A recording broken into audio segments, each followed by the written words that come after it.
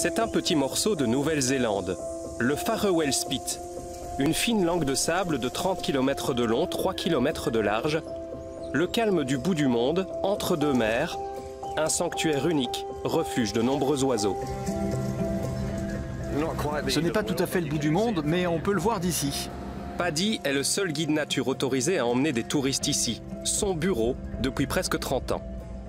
C'est très paisible, tranquille, l'endroit parfait pour venir recharger ses batteries. Les animaux sauvages vivent entre eux, seuls, en pleine nature. Très vite, on entre dans le territoire des oiseaux.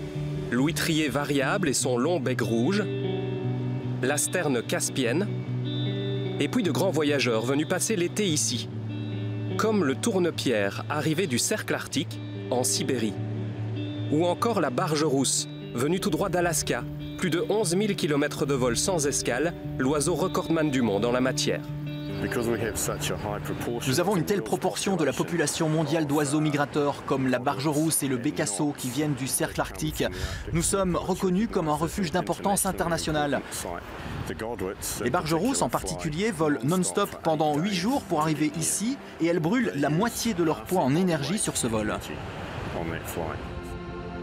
90 espèces d'oiseaux sont recensées ici, aux côtés de dizaines de phoques.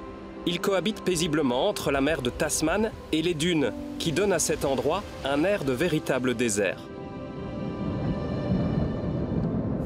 Ce sable vient de nos plus hautes montagnes, les Alpes du Sud. Les montagnes s'érodent et leur sable est transporté jusqu'à l'océan par les rivières et les ruisseaux. Les courants de la mer charrient alors le sable jusqu'au sommet de l'île du Sud. Là, un autre courant à l'œuvre entre les deux îles néo-zélandaises plaque le sable au sol et forme ce Farewell Spit. Plus de 3 millions de mètres cubes de sable chaque année façonnent cette pointe séparant la mer de Tasman à la Golden Bay. L'autre côté de l'isthme, la terre des cygnes noirs, 14 000 individus sont installés ici.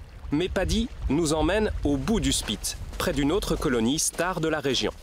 Je vous emmène là où une colonie de fous de bassin s'est installée en 1992. 60 oiseaux sont arrivés, ils se sont dit que c'était un bel endroit pour nicher et aujourd'hui, il y en a plus de 10 000 des fous de bassin dans cette colonie.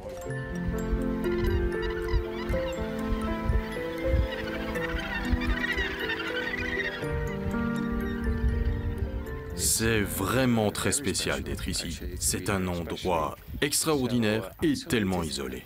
Waouh! Quelle architecture massive ce Farewell Spit! Je suis épatée de voir comme cet environnement se maintient plutôt que d'être balayé par la mer.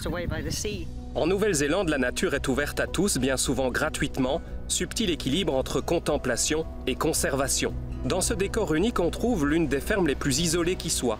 Shane travaille ici avec sa famille et près de 4000 moutons. Je suis payé pour vivre au paradis. Ce n'est pas un travail. Une ferme de 900 hectares installée dans un site écologique protégé et entièrement ouverte aux visiteurs. De quoi apprécier ce pays qui compte 8 fois plus de moutons que d'habitants. En ce moment, on a environ 100 000 touristes chaque année. Ils viennent et marchent partout sur les terres de la ferme. Et ils sont libres d'aller où ils veulent.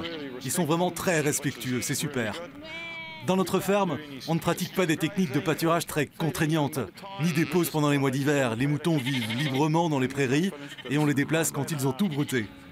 Quant aux produits que l'on utilise, ils sont tous reconnus comme respectueux de l'environnement. En quittant la ferme, on retrouve Paddy et le projet environnemental qu'il a mis en place avec les revenus de l'écotourisme. Une centaine de pièges pour lutter contre les prédateurs qui menacent la réserve. Je sais que certaines personnes n'aiment pas l'idée de tuer les animaux, mais les rats et les hermines mangent les oiseaux et ils s'attaquent aux oisillons. Donc on fait ça pour maintenir la vie sauvage ici, dans la réserve du Farewell Spit.